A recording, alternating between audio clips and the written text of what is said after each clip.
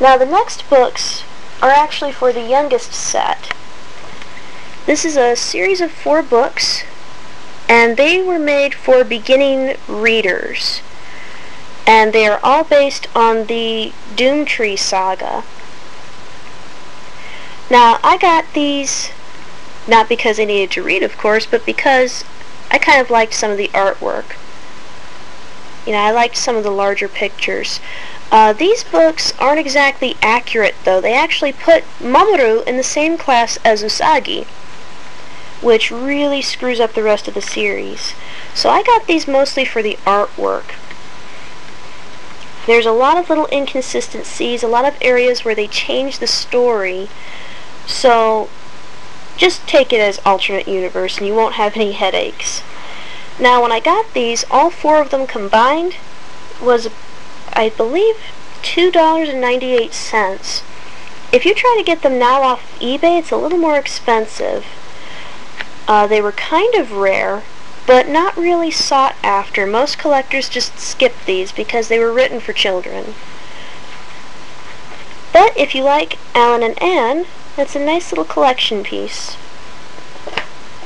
The last books before I start bringing in the manga are, well, they're a little bit controversial. Some people think they're really cool, other people use them as paperweights. You get to decide on this one. Mix enlisted a young lady by the name of, let me get her name again. Oh shoot, what was her name? Ah, here we go. Mix enlisted Leanne Centaur, who is a known fan fiction writer, to write a series of books based upon the early episodes of Sailor Moon. Now the good thing about these is that they came out when Sailor Moon was still in the air but still heavily edited, so right before Sailor Moon S came out in America. Now these books have a lot of notes taken from the episodes that Deke dropped, which is why they're kind of good. They're also kind of bad though because they're written in a sense that, well, steals a lot from American culture. In one book in particular, Sailor Moon is caught liking a lot of bands that weren't even around when Sailor Moon was made, but somehow she likes them. So here we go. These are 8 novels. The series was cancelled after book 8. Nobody knows why. There was never an answer given. Book 1 is A Scout is Born. Book 2, Power of Love. Book 3, Mercury Rising. Book 4, Mars Attacks. Number 5 is Eternal Sleep with the Death of Jadeite.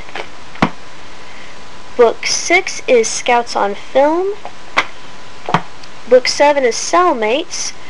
Don't be fooled, Sailor V is not actually a part of this book. And book 8 is Diamonds Not Forever. What's interesting about book 8, this one's very controversial. The press release, and to this day, the Amazon.com listing for this book has an alternate cover, one that is dark blue and has Sailor Moon and Chibiusa.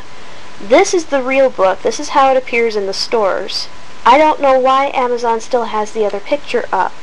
Another thing that's interesting too, a lot of people read the comic cover and said, "Oh, Diamond's Not Forever. Is Prince Diamond in this?" Well, flatly no. This is actually the book where Nephlite dies. Spoiler alert. Similarly, book 7, Cellmates, also was pictured with the same blue cover with Sailor Moon and Chibiusa. Nobody knows why Amazon still has that cover up, but there you go. Now, these books, like I said, borrow heavily from the early episodes, but also Americanize the girls. And in book 1, especially, Sailor Moon actually ends up with classmates that don't exist in the anime or the manga. I have the whole list on the FAQ page. There's a link at the bottom of this video. Now, this was supposed to be an adaptation of the episodes. What most people were not told until they picked the book up, there's no pictures at all. Not even a cute little Animorphs animation at the bottom, just all words. There's a lot of mistakes made in these books, a lot of instances where characters are changed, characters are renamed, and a lot of inconsistencies. Even the classmates that she does have in the anime have different names here than you see in the Deke book version of the anime. So it's a little confusing to follow. These are for intermittent readers. So these were marketed to the tween market. They were not intended for teenagers. And this was Mix's way of trying to broaden the horizon of Sailor Moon. Now, the book sold pretty well. It took me many years before I got the entire series. But for some reason they canceled it at book 8, even though on the website they had previewed book number 9, which would have gone into Zoisite and Kunzite, or as he was known in the States, Malachite. Nobody knows what happened to that book. It was never published. I don't even think it was finished. There's no additional artwork in the back either. It's all just Sailor Moon in this pose and a brief summary of the book. Now, I can't actually recommend these as a buy. If you're a die-hard Sailor Moon collector, they're going to be pretty easy to obtain. So if you want to fill up that bookshelf, you can. But if you're looking for something that's really good, I would suggest saving that money for when the Kodansha manga comes out. And that's gonna wrap it up for this one.